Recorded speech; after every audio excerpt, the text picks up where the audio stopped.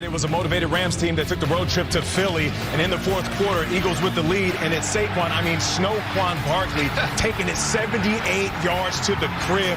That was his second rushing touchdown of the day. Barkley went for 205 on the ground. He was a beast in this one. And then, with seconds remaining, Matt Stafford trying to make something happen on fourth down, and he could not find Puka Nacua. It is your Eagles that win this one, 28-22, and they will be facing their NFC East foe in the NFC Championship Game. And Nate, after the game, it was our own Evan Washburn catching up with Eagles DB Isaiah Rodgers.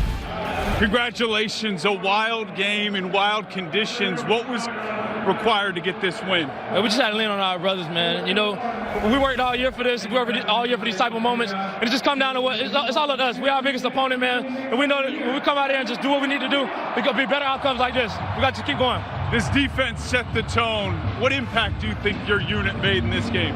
We never let our heads down, despite the weather, despite like the score or anything like that. We just kept going. We knew it wasn't over until it was over, so we just had to keep going. What was it like to play in these conditions? It's fun. You know, it's moments like this you dream as a kid, so just out here having fun, man, living the dream. Heading to an NFC Championship game, your thoughts on a matchup with the Commanders? We got to be ready. We know they're ready. We know this is what everybody's waiting on, so we got to go out there and do what we do and play ball.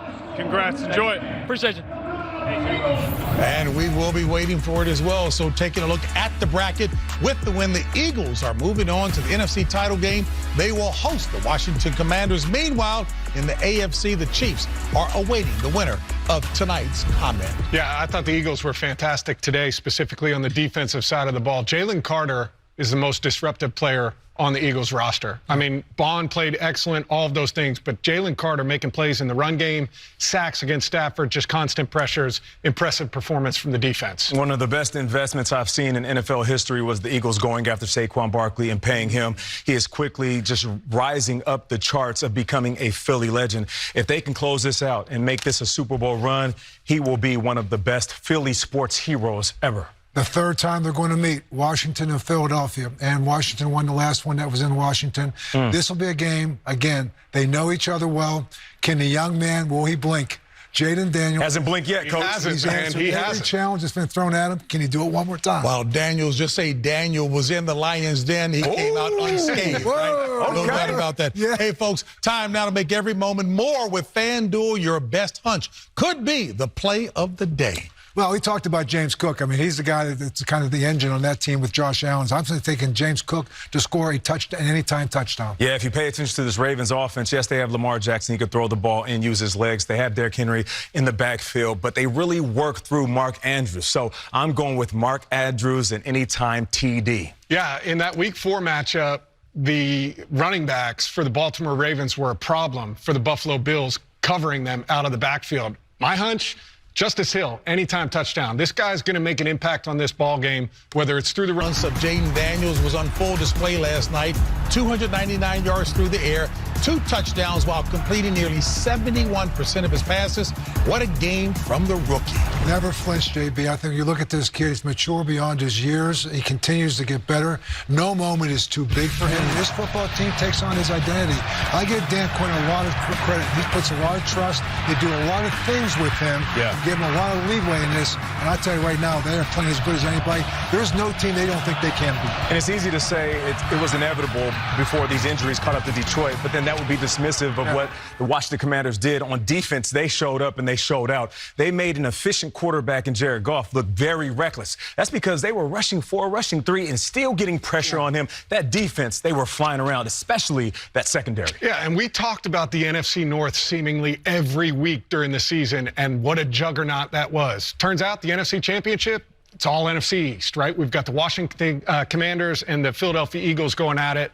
Ton of fun to watch. The energy with which they play, the effort with which the Commanders play with is impressive to watch. And just a little credit to also Joe Witt, the defensive coordinator. That squad defensively got it done nicely. And for Adam Peters as well. I mean, what he's did bringing in some of his players like Zach Ertz, Austin Eckler, Franklin Louvu, Bobby Wagner. He Those veterans, right? A lot of veterans with a young team. Yeah. No question about that. Begin to describe Derrick Henry's play in their Week 4 matchup.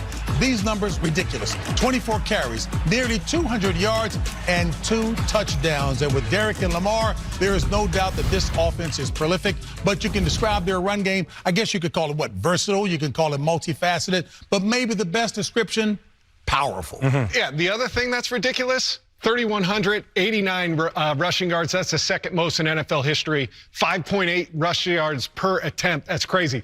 You said it. They do it a number of different ways. Zone read, quarterback design runs, wide zone. But it's the power. 23 jumbo, coach. How much weight is 23 jumbo? Yeah, that's over a ton, right? That's over a ton. And right here, Patrick Ricard in at fullback coming downhill, right? They're going to line up in these tight formations, big players on the field. It's not only going to be inside run, right? They can go to the outside with the toss crack right here. Look at all of that space that's there for Derrick Henry to run through. That's too much. If you get him going, he's really difficult to bring down. Finally, what do? They motion again with Ricard. What do? They ran to the right. They ran to the left outside. Now we go with the little counter scheme right here. Up the middle, 2 big guys blowing them out of the water right there for the touchdown. This is the matchup I'm looking forward to seeing tonight. Do the Ravens get big in that 23 jumbo and go against the Bills, who like to play nickel or dime, right? That's 5 DBs out on the field, 6 DBs. It's going to be interesting to watch. You're putting those smaller, faster guys out there on defense. That Bills defense, they're fantastic, but let's be clear. Let me be Captain Obvious for a second. They had some guys that weren't in the lineup when they played in Week 4. You got Bernard, you got Johnson, Milano. These guys are going to make a difference. But here's the thing. Be careful loading the box, because when Derrick Henry gets to that second level, just like you said, he's too big, too fast for every single DB in the league. And speaking of that, once that run game gets going, that Ravens offense, they're going to gas you. They're going to gas you. And then once they gas you, they will pass on you. That play action is a killer because the defense has their eyes in the backfield, and Lamar's going to put that ball out there, and once he pulls it back, he's going over the top to his playmakers. We're talking Mark Andrews working inside out from tight end to wide receiver, so they have to be disciplined versus this Ravens offense. And it says you even talk about the fact that Lamar in himself is a running threat, too. No doubt. Part of it. No doubt. On the other side of the Ravens defense, they made a big change in Week 11. Kyle Hamilton went to safety. Marlon Humphrey went to nickel. They put down Nate Wiggins on the outside. Points per game first, total yards first. But down here, this last stat, they were the worst in the league giving up big plays. So what did they do? They go back and they got simple. And right here, this nickel package right here, stopping the run. There's Marlon Humphrey. He embraced that nickel package right there. Roquan Smith right there. They start off, and this is a defense that stays on their feet. They're athletic, they're fast, and they give you a bunch of different looks. Zach Gordon, I'll say, okay, let me get Roquan. Come up the middle, look from the outside. Kyle Hamilton right here, going back to the middle, kind of like a rat player. He's got a great feel for route progressions. He's going to sit there and jump this crosser right here. You can see the interception he makes. They give you an inside pressure. Oh, well, come here. Sticky Sam, I call this, because everyone's right up there. Right. Yeah. And that's all drop out of there. So, again, they give you different looks, very diverse in what they're showing you. Here's Matabike right there finishing off the pressure. Yeah. They've gotten better since Week 11. They've gotten comfortable since Week 11. Not